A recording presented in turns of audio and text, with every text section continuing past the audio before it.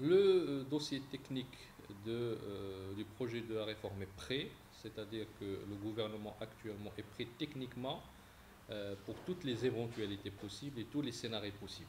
Mais il faut prendre une décision politique. Cette décision, on est en train effectivement de la soumettre au Conseil du gouvernement, aux partis de la coalition pour donner un avis sur la question.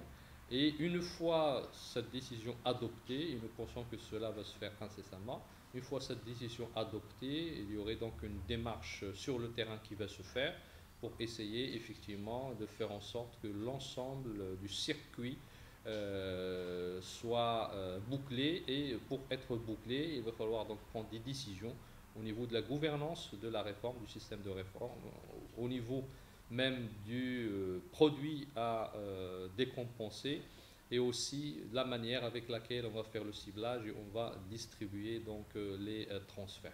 Nous pensons que effectivement, si, et je dis bien si, la décision est prise en janvier de commencer la réforme, je pense que 6 mois serait largement suffisant pour que le premier ménage puisse donc obtenir le transfert. Je dis bien si la décision est prise en ce début d'année.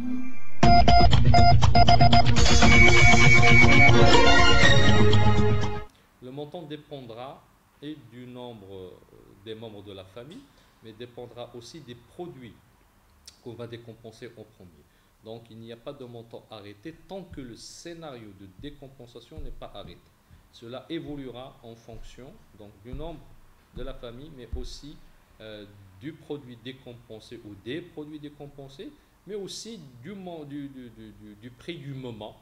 Si les prix au moment de la décompensation sont très élevés, cela n'est pas identique à ce que si le prix était plus bas. Et donc forcément, on ne peut arrêter une valeur X donnée si on n'a pas le scénario choisi. On a plusieurs possibilités en fonction des scénarios.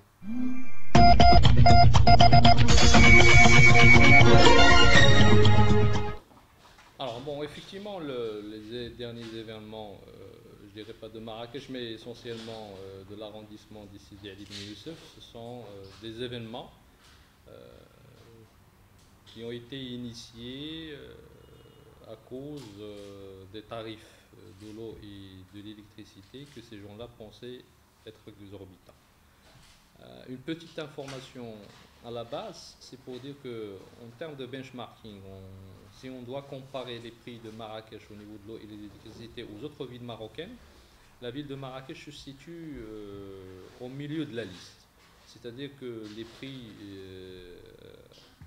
de Marrakech ne sont ni très chers comparés aux autres villes comme Casablanca par exemple, Rabat, Tanger et Tétouan par exemple, et sont un peu supérieurs aux prix d'autres petites villes, et je dis bien d'autres petites villes comme Larache, Taza et autres.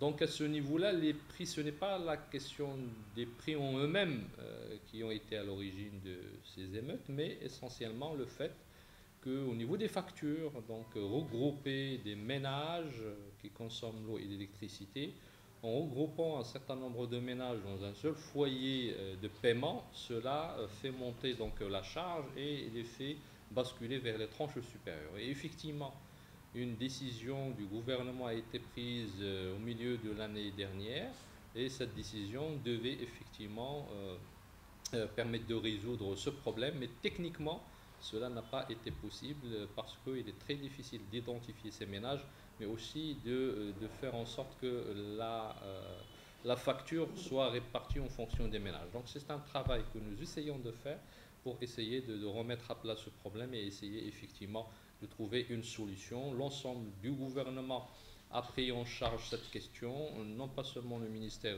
de l'Intérieur, mais aussi le ministère de l'Énergie, avec les responsables de la régie pour essayer de trouver une solution. Et nous pensons qu'effectivement une solution technique peut être trouvée au niveau du mois de janvier.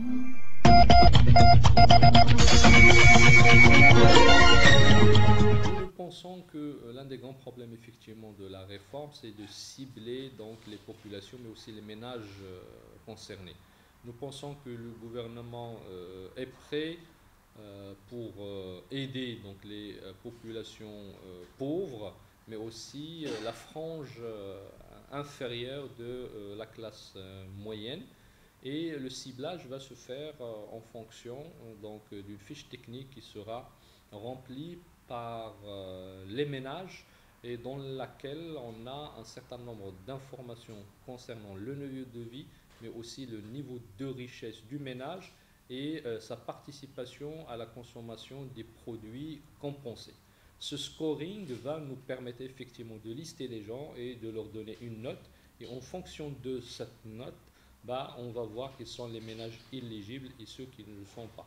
Donc ce n'est pas quelque chose qui a trait à la classe moyenne, à la classe aisée ou à la classe pauvre, mais c'est quelque chose qui a trait à la nature du transfert qu'on veut faire. Et ce transfert, effectivement, il concerne les produits décompensés. Donc normalement, ceux qui consomment plus ces produits doivent recevoir plus que ceux qui en consomment moins.